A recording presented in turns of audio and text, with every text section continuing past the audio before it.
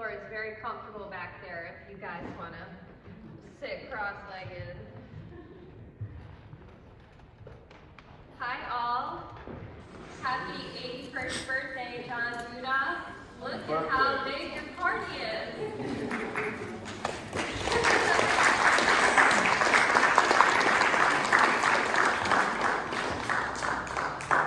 It's pretty spectacular to celebrate our father's life under the roof that he rescued, nurtured, and protected as a space for people to be rescued, nurtured, and protected.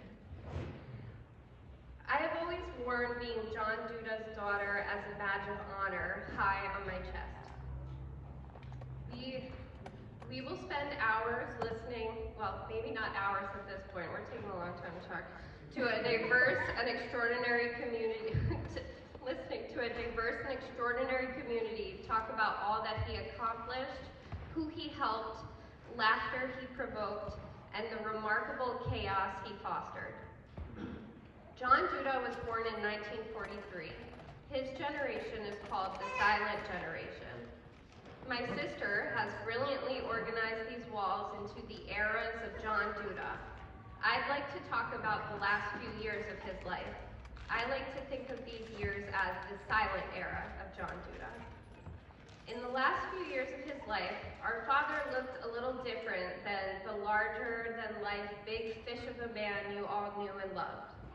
Dad spent his days primarily on his couch with his cat, Ginny. I had the excellent, ever so great privilege of to be sitting on the green chair across from him for many of these days. During this time, the other person right by his side was John DeFazio, who he loved so completely. He could be his most vulnerable self, and most importantly, he felt safe with you just a phone call away. I want to thank you, John D., for being my father's best friend at the very end. You were the guardian angel he needed to guide him to heaven. I was always in awe of his strength. His voice filled a whole room, a gymnasium, an avenue, an entire island. Even the porcupine's quills stood at attention. My father had me when he was 50, and up until high school, he was still climbing on roofs to reshingle. He was still holding back his 120-pound wolf dog from turning around and biting you in the ass.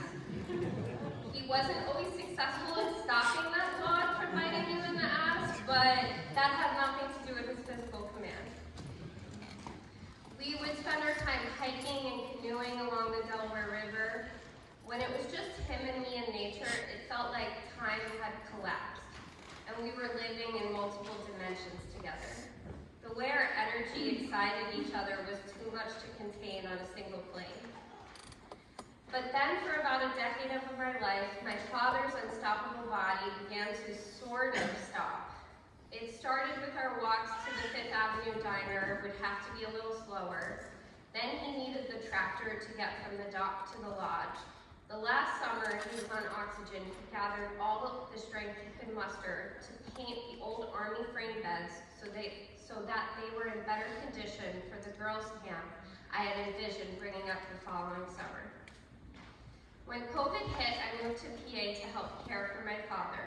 I missed being in nature with him, so he would gather up all his strength again, and we started reading books together in his backyard. From 2020 until the day he died, we read hundreds of books and short stories together. His eyes weren't so good, so I read aloud. He would interrupt me to heat up his coffee, get him a slice of cake, or ask my thoughts about a choice the author had made. I guess I shouldn't call this cherished time the silent era. I think I should call it his prose period. When he stopped being able to tell stories with his full body, I know you all know what I mean by that. Anyone who sat across from him at a diner or a campfire, in a sweat lodge, or in his classroom knows he was a master storyteller. He then got more serious about his writing. And it's serious stuff. He wrote literature that I believe is on the same caliber of J.D. Salinger, Flannery O'Connor, Hemingway, and Carson McCullers. Roy Murphy, another best friend of my father's, was a big player in the prose period. He collected, edited, and formatted my father's stories into one of the greatest possessions that I will ever own, a book called Stories of War and Peace. I want to share this book with you all. I will read one of the shortest stories in the collections called Generations. When he wrote this story, he was very excited to tell me that he wrote a story about my cat. We sold my father's house in PA a few weeks ago, and I was in deep mourning, mostly for the prose period of our lives. I was inconsolable, but my poor husband didn't know how to help me.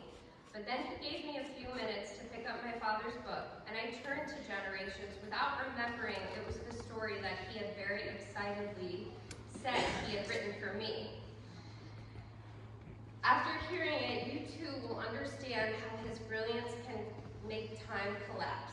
Get comfortable, imagine we are around a campfire. Here is Generations by Duda.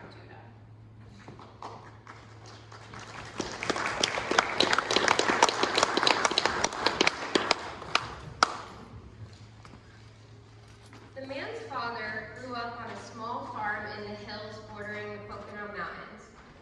His father's parents, the grandmother and grandfather, had come to America after escaping the Russian army somewhere in Eastern Europe. In spite of centuries of disputed borders and invasions, there was no disputing that the grandparents were Polish, and there was no disputing that they were from a peasant culture. They knew if you had a piece of land, you could grow a potato. Their genes had developed by 1,000 years of scraping for survival, so that growing crops and raising animals was instinctive. They trusted in God to save them from chaos. Every animal on the farm had a specific purpose. Some were raised for food, some were raised for produce, others to provide a service, which might only be to procreate. No animal could survive its purpose.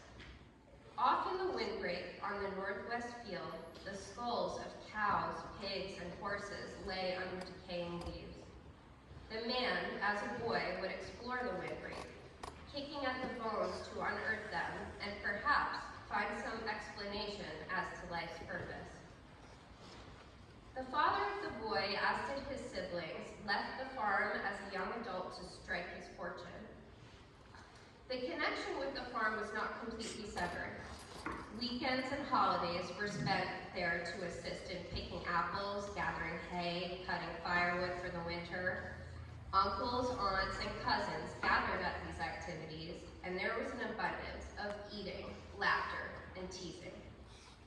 The farm remained a resource, and in turn, the old couple's children were a resource to the farm.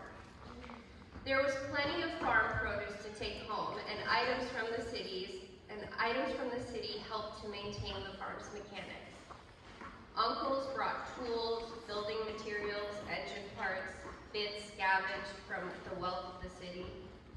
Bringing things needed by the farm was an ongoing part of life, which is why there was a discussion about the cat.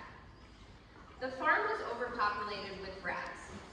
Dangerously, the rats had found their way into the silo where the winter fodder for the dairy cows was kept. The father of the boy offered to bring a cat to the farm, he said, was an excellent mouser. The cat was an alley cat that had been coaxed into the house to catch mice. It was a large and powerful cat that had a distinctive scar on its nose that showed pink skin underneath. The boy named the cat Pinky. Being an alley cat, Pinky remained independent, coming in and out of the house at will. The boy seemed to be the only human the cat trusted. On hot summer nights, after his prowl, the cat would hop through the backyard window and sleep at the foot of the boy's bed. The family would joke that Pinky was the boy's cat. That being the case, one would think it would be appropriate to talk to the boy about taking the cat to the farm. So he was surprised when the father told him to put the cat in the car. The boy felt fear for his cat, but offered no resistance. On some occasions, a young man named Donnie came to the farm. He was known as being half-witted. He lived with his two sisters in a nearby town. The sisters had made acquaintance with the old couple and offered to send Donnie to the farm to help out, not to be paid, but only to be provided with room and board. Donnie would stay there until the old Pollock found him no longer useful or had done something wrong, and then the old man would curse and yell in Polish, chasing the young man about the farm until he was rescued by the sisters, who would take him home. Until next time. This back and forth went on for years. The sisters would get a break, and old Pollock would get to curse and exercise his domain. Polish was the language of business. On one visit, a conversation between the boy's father and grandfather caught the boy's attention. The boy did not speak Polish, but he heard the word pinky said by his father and some derivation by his grandfather. The boy did not inquire as to what was said, hoping his father might translate, which he did not. As winter approached each year, there were fewer visits by the larger family. Produce had been harvested, and preparation for the winter was complete. It was on one of these late fall visits that the boy found himself, with the exception of one other cousin, to be the only child there. He was left playing with Bradley. Bradley was an older cousin whom he did not like.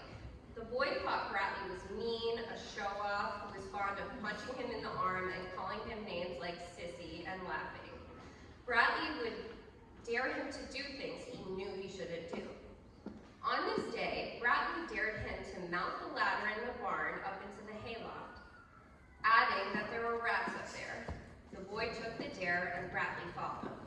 Bradley, seeing that the boy showed no fear, found another way to get at the boy. Woo! He doesn't like this memory.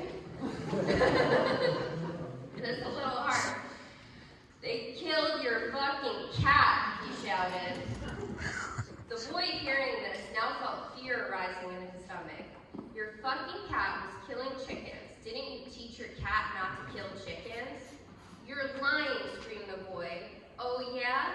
They put it in a bag with a rock in it and told that retard, sorry guys, I know it's 2024, but that retard Tawny to throw it in the pond. You don't believe me, go and take a dive in the pond for yourself, said Bradley and laughed. Hearing this, the boy, tears bursting from his eyes, shouted, "You're crazy," and pushed the older boy backwards. Bradley fell out of the loft and into the mud in the corral below. Bradley, who was hurt but not badly, yelled injustice to his father, the boy's uncle, who, along with the boy's father, sternly rebuked the boy. The boy said nothing about the killing of the cats. He buried his anger and sadness within him. This was one of the many unidentified wounds inflicted by the father on his son. Not identified, not listed, only experienced as an emptiness, a temporary loss triggered by some fleeting association. Even in the last days of the father's life, the wounds of childhood were not spoken of. He could not give himself permission to speak of them. The father, for his part, did not know of these transgressions, the incidents not being noted as such at the time, and now long forgotten. When the boy became a man, he married. He had a daughter, he divorced. He became a school teacher at a private school where he taught social studies. The pay was modest, but so was the amount of effort that was needed. He remained there for 30 years in a place of comfort and little challenge. When he retired, he could no longer afford to live in the city and found himself in a small town, without realizing it, that was near the family farm. He lived alone for a long time, until one day he got a call from his daughter, now an independent young woman.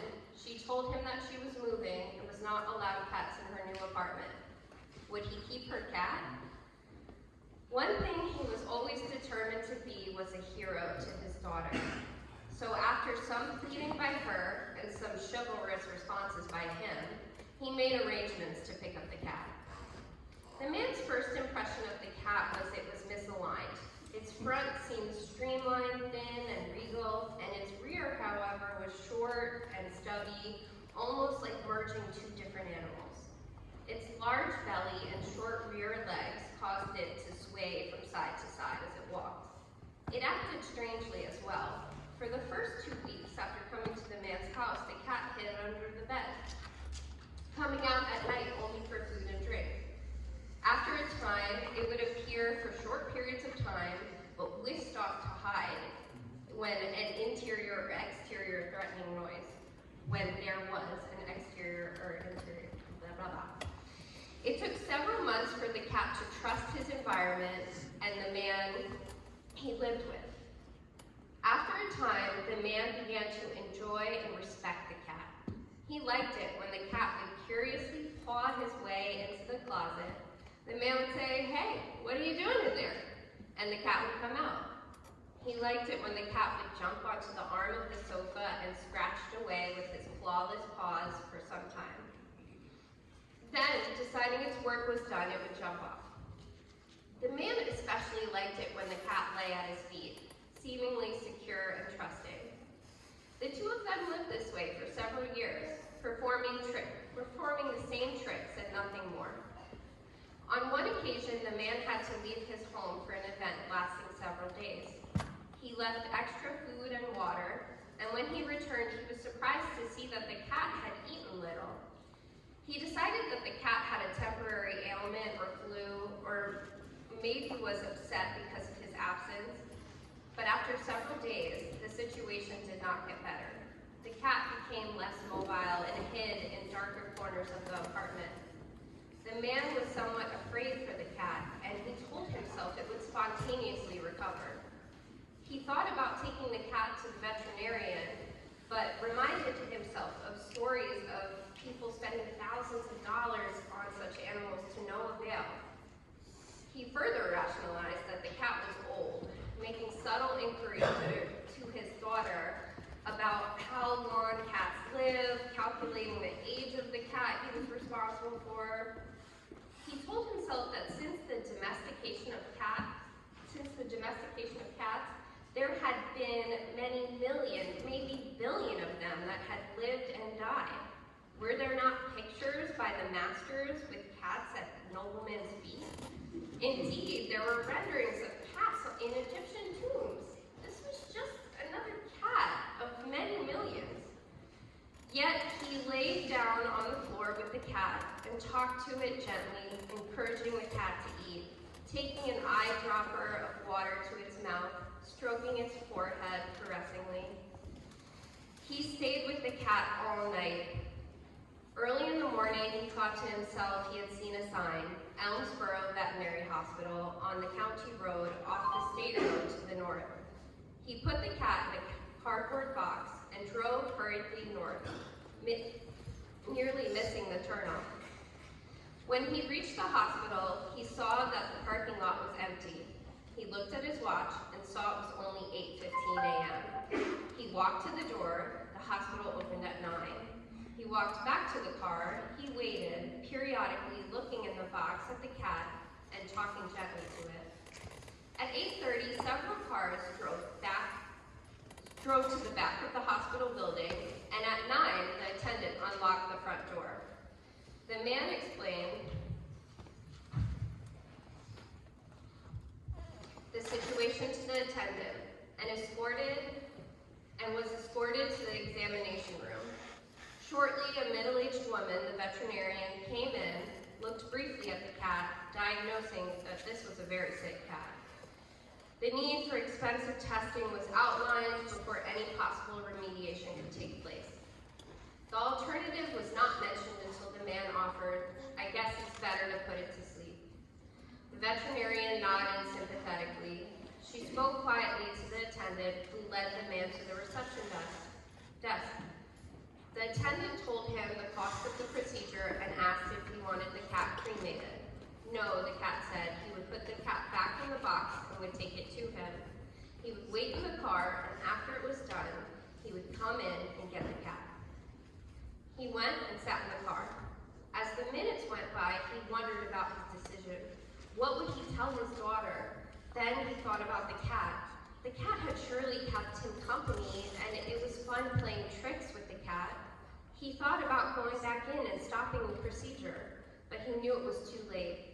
It had been too late for a long time, too late for many things. He looked up and saw the attendant bringing the box containing the euthanized cat to the car. He motioned to the attendant to put the cat in the passenger seat next to him. He drove to the intersection of the county and state roads. He stopped there. There were no cars on either side of the road. He stayed there for an unmeasured time. From some layer of his consciousness, he thought of a documentary he had recently seen. It was an introduction to quantum physics. He learned that unseen particles that make up the universe defy the previously known laws of physics, that particles move within objects standing still, that particles can be in two places at once, or move so fast that they seem that way. Could it be that the past and the future were at the same time, which is now? The thought was interrupted by a car coming behind him. For no particular reason, he turned right. His thoughts seemed to give him some balance, some power. He impetuously pressed on the accelerator. The road was open. He was driving straight forward, blinding his peripheral vision. After a while, he relaxed. He noticed he was heading north. This was the direction of the family farm. He had not been there for over 40 years. The grandparents were deceased as well as his own father. The property, he heard third hand, was owned in part or whole by several of his cousins. He would go on and see. He would visit St. Mary's Church at the crossroads just up from the farm where his grandparents were buried. He chuckled to himself as he noted that in death they had not traveled very far.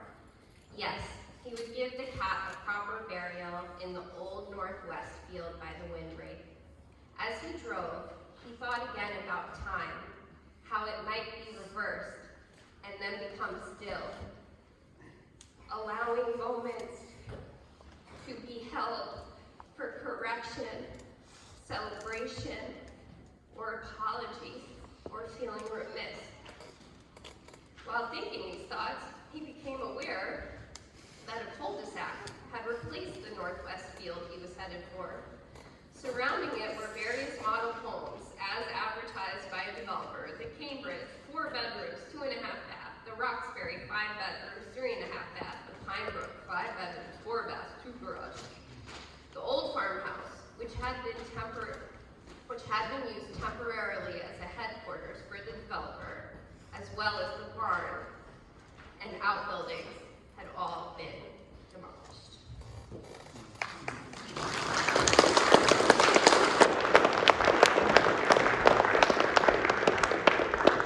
I had this vision that this would be the official book reading and book launch and I would say everybody would be over it. You get a book, you get a book, you get a book.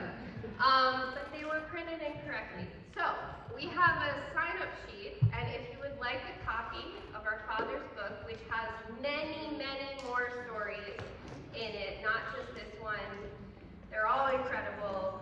Please write your name and your address, and we will send it to you. Thank you for taking that time to sit and be present and listen, have not a last story time with John Duda, because you can have it whenever you open this book. Thank you.